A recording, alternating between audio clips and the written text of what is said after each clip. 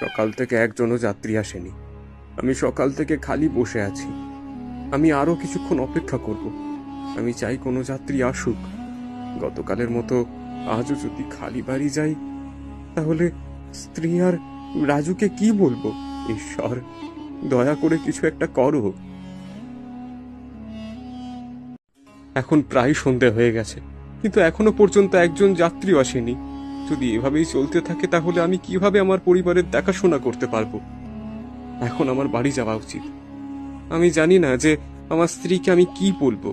আমি যখন বাড়ি যাব তখন তাকে কি বলবো যে আমার নৌকায় একজন যাত্রীও আসেনি? তারপর এই কথা বলে রামু তার বাড়ির দিকে রওনা দেয়। রামু তার স্ত্রী মায়ার সাথে রঘুনাথপুর গ্রামে একটি ছোট্ট বাড়িতে থাকত এবং রামুর একটি ছেলেও ছিল, যার নাম ছিল রাজু। রামু গ্রামবাসীদের তার নৌকায় তুলে নদী পার হতে সাহায্য করত। কখনো রামু যাত্রী পেত, আবার কখনো পেত না, যার কারণে রামু তার পরিবার চালাতে বড় সমস্যার সম্মুখীন হতো। প্রতিদিনের মতো আজও রামু খালি হাতে বাড়ি ফিরছে। বউ, আজও আমার নৌকায় একজনও যাত্রী আসেনি। আমি 1 টাকাও আয় করিনি। আচ্ছা, এভাবে কি করে চলবে বলো তো? আজ বাড়িতে খাবার নেই, জল নেই, তার উপর চারিদিকে শুধু ঋণ আর ঋণ। মহাজন আর 4জন লোক নিয়ে এসেছিল। আমাদের বাড়ি তাদের কাছে বন্ধক রাখা আছে। ওরা বলেছে যে যদি আমরা ওদের কিছু টাকা না দিই, তাহলে ওরা আমাদের এই বাড়ি থেকে বের করে দেবে।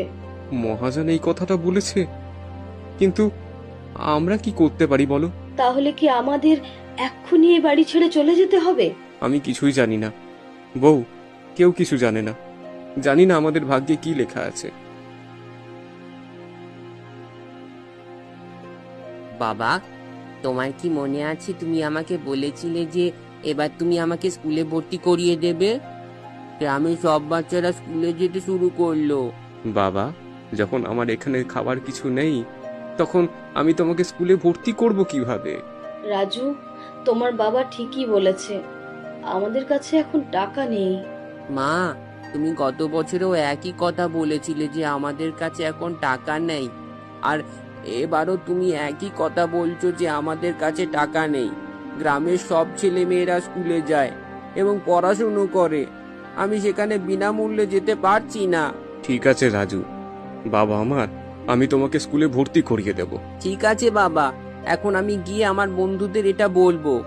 এই বলে রাজু সেখান থেকে চলে যায়। তুমি কেন রাজুকে মিথ্যে কথা বললে?